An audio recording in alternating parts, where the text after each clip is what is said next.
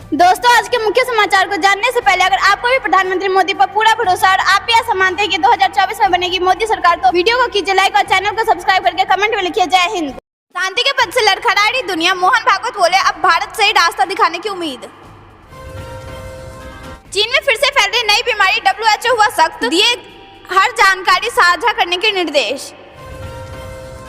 आधी रात रूस पर यूक्रेन ने फिर की हमले की कोशिश, मिसाइल डिफेंस सिस्टम ने मार गिराया 16 यूक्रेनी ड्रोन। इजराइल हमास के बीच 4 दिवसीय संघर्ष विराम शुरू, पहले बैच में 13 बंधकों को किया जाएगा रिहा। युद्ध विराम के बीच गाजा में नहीं होगी ईंधन की कमी, मिस्र भेजेगा 1,30,000 लीटर डीजल। राजस्थान चुनाव में पीएम मोदी की अपील, भारी मात्रा में करें लोग वोट। क्या एक बार फिर राजस्थान की जनता बदलेगी सरकार, भारी मात्रा में वोट देने निकले लोग। राजस्थान में चुनाव आयोग ने किए खास बंदोबस्त, सुरक्षा के कड़े इंतजाम। सुबह सुबह वोट डालने निकले दिग्गज, भाजपा सरकार बनाने की अपील। दोस्तों, अगर आपको भी लगता है कि राजस्थान में बन रही है भाजपा सरकार, तो वीडियो को कीजिए लाइक। राजस्थान में पीएम मोदी ने की राजनीति के जादूगर की घेराबंदी, प्रधानमंत्री की एक ही रट, नहीं चलेगा गहलोत का काला जादू। मौत की सजा पाए 8 पूर्वी नेवी अफसरों को बड़ी राहत, कतर कोर्ट ने स्वीकार की भारत की अर्जी। व्यापक बदलाव की वजह सहित दिल्ली में अफगान दूतावास हुआ बंद। नेपाल में फिर होगी हिंदू राजतंत्र की वापसी, काठमांडू में जमकर बवाल, घबराए प्रचंड ने सेना की अलर्ट। चीन में फैल रहा रहस्यमय बीमारी से पड़ोसी नेपाल की उड़ी नींद, प्रचंड सरकार ने जारी किया अलर्ट। पाकिस्तान के पूर्व राष्ट्रपति जरदारी ने बेटे बिलावल को बताया अनुभवहीन, 2024 के चुनाव पर भी कर दिया बड़ा दावा। लश्कर और जैश जैसे आतंकियों की हत्या के बाद घबराया पाकिस्तान, दे रहा सुरक्षा, भारत का डर तो नहीं। दूसरा एयरक्राफ्ट कैरियर 97 तेजस 156 प्रचंड, सरकार के फैसले से चीन पाकिस्तान दोनों की बढ़ने वाली है टेंशन। विपक्ष के मिशन ओबीसी की कार्ड में मोदी का मिशन आदिवासी, 24,000 करोड़ का पैकेज, 28 लाख आबादी और 2024 पर नजर। दिल्ली में घूम रहे सिंगापुर के फर्जी नंबर वाली संदिग्ध कार, हाई कमिश्नर ने पुलिस को किया अलर्ट। देश की पहली वंदे भारत स्लीपर ट्रेन की डेडलाइन तय, सोते हुए करेंगे सफर। पीएम को अपशब्द बोलने के लिए राहुल, प्रियंका गांधी और अलका लांबा पर केस, कानपुर के एमपी एमएलए कोर्ट में शिकायत दर्ज। अब वो दिन दूर नहीं जब भगवान कृष्ण के दर्शन और भी दिव्य रूप से होंगे, पीएम मोदी का बड़ा बयान। पीएम मोदी के नेतृत्व में देश के 142 करोड़ आबादी के किए नए भारत के दर्शन, सीएम योगी का बड़ा बयान। आप भी बनवा लीजिए फैमिली आईडी कार्ड, घर बैठे मिलेंगे कई लाभ, होगी बचत ही बचत। ओपेक की बैठक की तारीख में बदलाव के बाद कच्चे तेल में गिरावट का सिलसिला जारी। यूपी में आंगनबाड़ी केंद्रों पर बच्चों को मिलेगा हॉट कुक्ड मील, सीएम योगी ने अयोध्या से की शुरुआत। बैंकॉक में शुरू हुआ विश्व हिंदू सम्मेलन, आरएसएस प्रमुख मोहन भागवत ने किया उद्घाटन। परीक्षा पे चर्चा के लिए जल्द शुरू होंगे रजिस्ट्रेशन, पीएम मोदी से चर्चा करने का मिलेगा मौका। विश्व की तीसरी सबसे बड़ी अर्थव्यवस्था बनने की राह पर है भारत, पीयूष गोयल का बड़ा बयान। स्पेस में भी होगी भारतीय वायुसेना, डिफेंस मिनिस्ट्री को भेजा प्रस्ताव। अयोध्या काशी के बाद अब मथुरा बना भाजपा का सियासी हथियार। दुनिया देखेगी भारत की सैन्य ताकत, चीन पाकिस्तान के तो अभी से छूटने लगे पसीने। भारत नेपाल सीमा पर 85 किलो चरस बरामद, 4 गिरफ्तार। टोयोटा कर्नाटक में लगने जा रही तीसरी प्लांट, हर साल बनेंगी 1 लाख गाड़ियां। हिंदू सिर्फ एक धर्म ही नहीं, यह जीवन जीने का एक तरीका, भारतवंशी डॉक्टर का हिंदुओं की वकालत के लिए $40 लाख दान करने का ऐलान। मुंबई एयरपोर्ट के टर्मिनल 2 को बम से उड़ाने की धमकी, बिटकॉइन में मांगी रिश्वत। वित्त मंत्री बोली कर्ज बांटने में अति उत्साह से बेचे एनबीएफसी, एसएफबी सलाह भी दी। जलंधर में नेशनल हाईवे के बाद अब किसानों ने रेलवे ट्रैक पर जमाया डेरा, 80 ट्रेनें प्रभावित। सोने के दाम में मामूली उछाल, चांदी की कीमतें भी बढ़ी, शादी के सीजन में लेटेस्ट रेट जारी। पंजाब में पश्चिमी विक्षोभ फिर होगा एक्टिव, झमाझम बरसेंगे बादल, कोहरे के साथ बढ़ेगी ठंड। 3 लाख वैकेंसी फिर भी नहीं दे रहे नौकरी, अपनी ही सरकार पर भड़के झारखंड के विधायक। तमिलनाडु में आफत बनी बारिश, जगह जगह लैंडस्लाइड, कई इलाकों में स्कूल भी बंद। निजी क्षेत्र में 75% आरक्षण के लिए सुप्रीम कोर्ट में होगी पैरवी, हरियाणा मुख्यमंत्री मनोहर लाल खट्टर का बड़ा बयान। पीएम मोदी से अचानक मिलेंगे 57 मुस्लिम देश, तेज हुई हलचल। पीएम मोदी का मथुरा दौरा, राजस्थान चुनाव और लोकसभा 2024 से पहले बीजेपी का मास्टर गेम प्लान तो नहीं, बदलेंगे कई समीकरण। लोकसभा चुनाव 2024 की तैयारी में जुटी भाजपा, सोशल मीडिया पर बीजेपी हुई राममय। हरियाणा बीजेपी की बैठक, मिशन 2024 में जुटी भाजपा, सीएम मनोहर और नायब सैनी नेताओं संग तैयार करेंगे लोकसभा चुनाव की रणनीति। कलकत्ता हाईकोर्ट से बंगाल सरकार को झटका, बीजेपी की मेगा रैली को मिली हरी झंडी। राजस्थान के खंडेला में गजब का मुकाबला, पायलट के वफादार को बीजेपी का टिकट, वसुंधरा का करीबी निर्दलीय लड़ रहा चुनाव। गरीबी होगी दूर, सभी को मिलेगा घर और रोजगार, मोदी सरकार की नई पहल। मोदी सरकार का सस्ता सोना 1 लाख को बना दिया 2,30,000, 30 नवंबर को हो रहा मैच्योर। भारत की जीत होते ही सीएम योगी का रिएक्शन, बधाई के साथ कही बात। भाजपा का मिशन तेलंगाना तेज, पीएम मोदी ने खुद झोंकी ताकत, बड़े नेताओं के भी दौरे। 1,40,000 करोड़ के डिफेंस डील के बाद जल्द मिलने वाली है मंजूरी, बढ़ेगी सेना की ताकत। कानपुर में 200 लोगों की ठगी, 4 माह से होटल में छिपाता साथी, एसटीएफ और वायुसेना की इंटेलिजेंस ने की गिरफ्तारी। अंबाला में वायुसेना की 5 स्क्वाड्रन तस्कर्स के आसमान पर दिखी धमक, फुल ड्रेस रिहर्सल। हरियाणा में एयर शो, आसमान में राफेल जागुआर ने दिखाया दम, आकाश गंगा और सूर्यकिरण टीम ने भी लिया हिस्सा। दिल्ली में सिखों के 9वें गुरु तेज बहादुर की शहीदी दिवस पर दिल्ली में शराब की दुकानें बंद, सरकार का फैसला 27 को भी रहेगा ड्राई डे। भारत की आजादी के अमृतकाल में देश गुलाम मानसिकता से बाहर आ गया में बोले पीएम मोदी। मध्य प्रदेश का मुख्य सचिव निर्णय, चुनाव आयोग के निर्णय पर सबकी नजर। पंजाब सैनिकों की शहादत का बदला, 24 घंटे में लश्कर ए तैयबा टॉप कमांडर ढेर, एक और साथी मारा गया। अक्टूबर में प्रचलित मुद्रा की लेन देन में आई गिरावट, डिजिटल पेमेंट की और लोगों का रुझान बढ़ा। निशाने पर था गुजरात, मुंबई और पुणे, आईएसआईएस के गिरफ्तार आतंकी ने किया बड़ा खुलासा। कश्मीरी युवाओं को भड़काने वाले होंगे गिरफ्तार, पुलिस आतंक के इकोसिस्टम पर करेगी प्रहार। मीराबाई पर डाक टिकट और 525 रुपए का सिक्का जारी। पर्सनल लोन पर ज्यादा ब्याज चुकाने को रहिए तैयार, कर्ज हो सकता है महंगा। विधानसभा चुनाव के बीच ग्रामीणों को शराब बांटने का मामला, एसडीएम के निर्देश पर मौके पर पहुंची टीम। अडानी हिंडनबर्ग मामले में सुप्रीम कोर्ट में सुनवाई, सेबी ने कोर्ट से कहा जांच के लिए और समय नहीं मांगेगी। रेस्क्यू ऑपरेशन ने फिर पकड़ी रफ्तार, वर्टिकल ड्रिलिंग के लिए बैकअप मशीन तैयार। कानपुर के पास एक और ट्रेन में लगी आग, फरुखाबाद एक्सप्रेस से कूदे यात्री। ममता बनर्जी के लिए दाऊद इब्राहिम भी गद्दार नहीं, महुआ मोइत्रा का समर्थन करने पर बरसे निशिकांत दुबे। अलीगढ़ के सचिन लॉर्ड व राजौरी में शहीद, सीएम योगी आदित्यनाथ ने दी श्रद्धांजलि। धरती को 1 करोड़ 6 किलोमीटर दूर से आया संदेश, चंद्रमा से 40 गुना आगे नासा को बड़ी सफलता।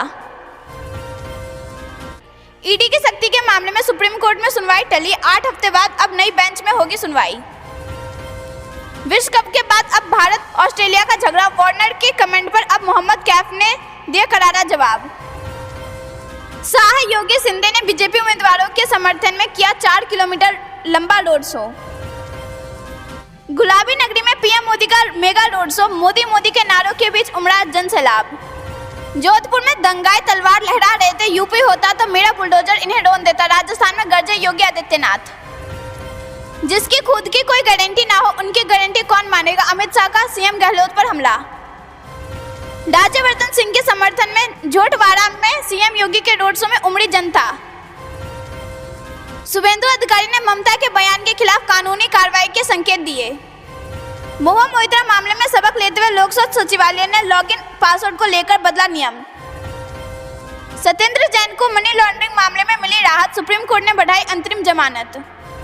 राजस्थान भाजपा के पूर्व अध्यक्ष बोले, गहलोत ने अपराध भ्रष्टाचार में किया विकास, हम बदलेंगे तस्वीर।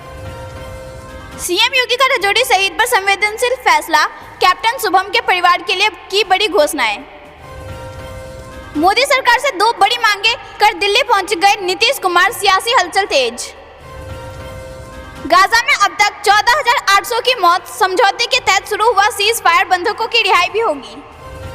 इंटेलिजेंस ब्यूरो में कई पदों पर निकली भर्ती, ग्रेजुएट्स करे आवेदन। तेलंगाना में कांग्रेस बीआरएस का गेम बिगाड़ सकती है बीजेपी, त्रिशंकु विधानसभा के बन रहे आसार। ये जानते कुछ खबरों को विस्तार से, उससे पहले वीडियो को लाइक करके चैनल को सब्सक्राइब करें और कमेंट में लिखिए जय हिंद। शांति के पथ से लड़खड़ा रही दुनिया, मोहन भागवत बोले, अब भारत से ही रास्ता दिखाने की उम्मीद। जी हां दोस्तों, आरएसएस प्रमुख मोहन भागवत ने आज थाईलैंड में विश्व हिंदू कांग्रेस 2023 को संबोधित किया। कार्यक्रम में बोलते हुए मोहन भागवत ने कहा कि आज की दुनिया सही राह पर नहीं है और लड़खड़ा रही है। मोहन भागवत ने आगे कहा कि दुनिया ने 2000 वर्षों से खुशी और शांति लाने के लिए बहुत सारे प्रयोग किए। सभी ने भौतिकवाद, साम्यवाद और पूंजीवाद का भी उपयोग किया और विभिन्न धामों को आजमाया और उन्हें भौतिक समृद्धि मिली है, लेकिन फिर भी कोई संतुष्टि नहीं है। मोहन भागवत ने कहा कि अब खासकर कोविड काल के बाद दुनिया ने पुनर्विचार करना शुरू कर दिया। उन्होंने कहा कि ऐसा लगता है कि दुनिया अब सोच रही है भारत ही रास्ता देगा, क्योंकि भारत में वह परंपरा है। भारत ने पहले भी ऐसा किया और हमारे समाज, हमारे राष्ट्र का जन्म उसी उद्देश्य के लिए है। आरएसएस प्रमुख मोहन भागवत ने आगे कहा कि कुछ महीने पहले मुस्लिम परिषद के महासचिव भारत आए थे और उन्होंने भी अपने भाषणों में कहा था कि अगर हम चाहे तो विश्व में समरसता आ सकती है, इसके लिए भारत जरूरी है। भारत ने कहा कि इसलिए यह हमारा कर्तव्य है और हिंदू समाज अस्तित्व में भी इसी कारण आया है। रुक करते अगली बड़ी खबर की तरफ। चीन में फिर से फैल रही नई बीमारी, WHO हुआ सख्त, दिए हर जानकारी साझा करने के निर्देश। जी हां दोस्तों, अभी देश के लिए कोरोना के मामलों में कमी आई ही थी कि एक बार फिर से एक नई महामारी के आने की संभावना WHO ने जताई है। नई बीमारी की शुरुआत अब फिर से चीन से ही हो रही है। चीन के बच्चों में सांस की बीमारी फैल रही है, जिसे लेकर WHO ने चेतावनी जारी की है। WHO का कहना है कि अक्टूबर 2023 के मध्य से विश्व स्वास्थ्य संगठन यानी कि WHO चीनी निगरानी प्रणालियों के डेटा की निगरानी कर रहा है। उत्तरी चीन में बच्चों की सांस की बीमारी में लगातार बढ़ोतरी दिखाई दे रही है। WHO ने चीन स्वास्थ्य अधिकारियों के साथ एक कॉन्फ्रेंस आयोजित की। उन्होंने उत्तरी चीन में बच्चों में सांस की बीमारियों पर अनुरोधित डेटा प्रदान किया है। में रोगी परामर्श और बच्चों के अस्पताल में प्रवेश में वृद्धि को संकेत दे रहा है। WHO स्थिति पर बारीकी से नजर रख रहा है और चीन में राष्ट्रीय अधिकारियों के साथ निकट संपर्क में। उत्तर एक अलग तरह की बीमारी देखने को मिल रही है जो सबसे ज्यादा बच्चों में फैल रही है। WHO की माने तो इन बच्चों में सांस संबंधी और निमोनिया से संबंधित बीमारियों का पता चला है। हालांकि इसके लक्षण निमोनिया से भी अलग है। बच्चों में तेज बुखार, खांसी, सांस लेने में दिक्कत और समस्या देखने को मिल रही है। इस बीमारी के सामने आते ही WHO भी एक्टिव हो गया। स्वास्थ्य एजेंसी ने कहा कि वह इस पर नजर बनाए हुए। इसी के साथ WHO ने चीन को भी इसकी सख्त निगरानी करने की हिदायत दी है। रुक करते अगली बड़ी खबर की तरफ। आधी रात रूस पर यूक्रेन ने फिर किए हमले की कोशिश, मिसाइल डिफेंस सिस्टम ने मार गिराए 16 यूक्रेनी ड्रोन। जी हां दोस्तों, रूस यूक्रेन में युद्ध थमने का नाम ही नहीं ले रहा है। रूस सेना यूक्रेन पर लगातार अटैक कर रही है। इसी बीच बीती रात यूक्रेन ने रूस पर जवाबी हमले करने की कोशिश की। हालांकि रूसी डिफेंस सिस्टम ने क्रीमिया के ऊपर 16 यूक्रेनी ड्रोन मार गिराए। यूक्रेन बलों की रूस के साथ अभी भी जंग जारी है। यूक्रेन और रूस गोलाबारी में खेरसान क्षेत्र में 4 लोगों की मौत हो गई है। रूस रक्षा मंत्रालय ने कहा कि उसकी सेना ने डोनेट्स्क क्षेत्र में दक्षिण में यूक्रेनी इकाइयों पर हमला किया था। कीव पर आगे बढ़ने के अपने शुरुआती प्रयास में विफल होने के बाद से रूसी सेना ने पूर्व पर ध्यान केंद्रित किया। उनके पास यूक्रेन क्षेत्र का 20% से थोड़ा कम हिस्सा है। दक्षिण खेरसान क्षेत्र में रूस सेना ने बेरिस्लाव शहर पर गोलीबारी की, जिसमें साइकिल पर सवार एक व्यक्ति की मौत हो गई है। आपको बता दें कि यूक्रेन ने जून में जवाबी कार्रवाई शुरू की और पूर्व और दक्षिण में मामूली बढ़त हासिल की है। रुक करते अगली बड़ी खबर की तरफ। इजराइल हमास के बीच 4 दिवसीय संघर्ष विराम आज से शुरू। पहले बैच में 13 बंधकों को किया जाएगा रिहा।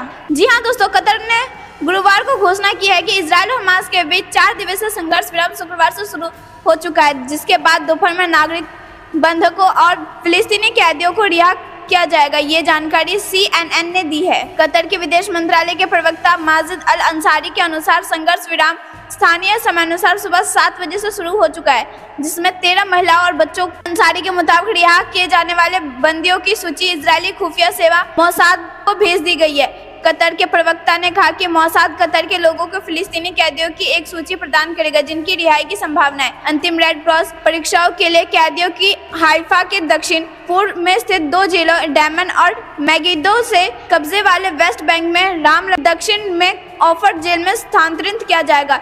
इससे पहले बुधवार को इजरायली अधिकारी ने CNN को बताया कि संघर्ष विराम गुरुवार को स्थानीय समयानुसार सुबह 10 बजे से शुरू होगा। के बाद गाजा में बंदी बनाए गए 230 से अधिक लोगों में से कम 50 महिलाएं और बच्चों को रिहा किया जाएगा। हालांकि संघर्ष विराम शुरू होने के कुछ घंटे बाद बुधवार देर रात उन्होंने तैयारी को स्थगित कर दिया गया। इजरायल रक्षा बल यानी कि IDF के प्रवक्ता डैनियल हगारी ने गुरुवार को अपने दैनिक प्रेस ब्रीफिंग में कहा कि जब तक यह वास्तव में नहीं हो रहा तब तक कुछ भी अंतिम रूप नहीं दिया सकता और इस प्रक्रिया के बीच में भी परिवर्तन हो सकता है। CNN के अनुसार हगारी ने जोर देकर कहा कि इजरायली सेना गाजा पट्टी में लड़ाई जारी रखते हुए इंगित करते एक बार फिर विराम लागू होने के बाद इजरायली रक्षा बलों को सैनिकों उस लाइन के साथ इलाकों में तैनात किया जाएगा। तो करते हैं अगली बड़ी खबर की तरफ। राजस्थान में PM मोदी ने की राजनीति के जादूगर की घेराबंदी, प्रधानमंत्री की एक ही रट, नहीं चलेगा गहलोत का काला जादू। जी हाँ दोस्तों, राजस्थान विधानसभा चुनाव में जादूगर और काला जादू प्रधानमंत्री नरेंद्र मोदी के निशाने पर है। दोनों को लेकर सियासत तेज हो गई है और एक एक घोटाले का जिन बोतल से निकाला जा रहा है। PM मोदी स्पष्ट कर रहे हैं कि हर घोटाले की जांच होगी और दोषियों को बख्शा नहीं जाएगा। ऐसे में जादूगर की जादूगरी कितना असर डालती है, इससे ही राजस्थान की सियासी तस्वीर साफ हो सकेगी। आपको बता दें कि मुख्यमंत्री अशोक गहलोत के पिता जादूगर थे और राजनीति में आने से पहले अशोक गहलोत ने भी इसके कुछ गुण सीख लिए थे। यही वजह है कि राजनीति करने के अपने अंदाज के चलते अशोक गहलोत को राजनीति का जादूगर कहा जाने लगा। कठिन परिस्थितियों में भी चमत्कार करना उनकी सफलता का राज है। पार्टी में आंतरिक विरोध और मिल रही विपरीत संकेत के बावजूद अशोक गहलोत पिछले 5 साल तक सरकार चलाने में सफल रहे। कांग्रेस ने उनके अलावा किसी और को चुनाव अभियान में चेहरा नहीं बनाया है। हालांकि उनकी यही जादूगरी अब PM मोदी के निशाने पर है। PM मोदी ने राज्य में जहां जहां सभा की वहां गहलोत सरकार के काले चिट्ठे खोल दिए। पेपर लीक कांड से लेकर रिवर फ्रंट घोटाले तक का उल्लेख कर PM मोदी ने यह संदेश दिया कि जादूगर का खेल खत्म हो गया, अब काला जादू चल नहीं पाएगा। भाजपा PM मोदी के चेहरे पर ही राजस्थान में विधानसभा चुनाव लड़ रही है। धुआंधार चुनाव प्रचार के बदौलत PM मोदी ने कांग्रेस और गहलोत को हाशिए पर ला दिया है। PM मोदी ने लगभग हर सभा में जादूगर और काला जादू की चर्चा की है। इसके माध्यम से वह संदेश देना नहीं भूले कि गहलोत सरकार ने जितना भ्रष्टाचार किया, भाजपा सरकार बनने की जांच कराई जाएगी। काला जादू से आशय यह है कि ऐसा टोटका जिससे करने के बाद कोई बच नहीं पाता। PM मोदी कहते हैं कि राजस्थान की जनता की ताकत सामने अब काला जादू नहीं चल पाएगा। इधर तमाम आरोपों के बावजूद अशोक गहलोत को अपने राजनीतिक जादू पर भरोसा है। वह मानते हैं कि 5 साल के कामकाज और विभिन्न योजनाओं के वादों के बूते उनकी सरकार बरकरार रहेगी।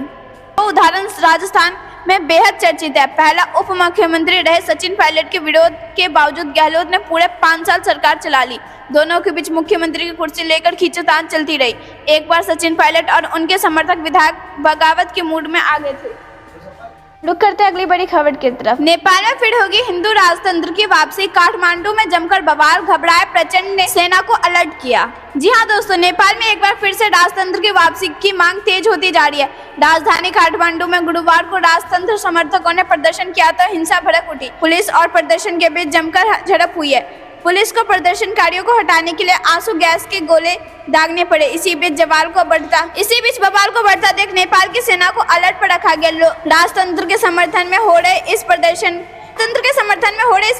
को नेतृत्व दुर्गा परसाई कर रहे हैं, जो एक उद्यमी हैं और खुद पूर्व काल के गृह मंत्रालय के एक वरिष्ठ अधिकारी ने कहा कि सेना को अलर्ट पर रखा गया लेकिन इस्तेमाल करने की जरूरत नहीं पड़ी है। बताया जा रहा है कि प्रदर्शन के दौरान दुर्गा परसाई अपने प्रदर्शन के मूल स्थान से बाजार की ओर चले गए, जहां वह राजतंत्र को बहाल करने के समर्थन में नारे लगाने लगे। साथ ही उन्होंने महंगे संघीय सिस्टम को खत्म करने की भी मांग की।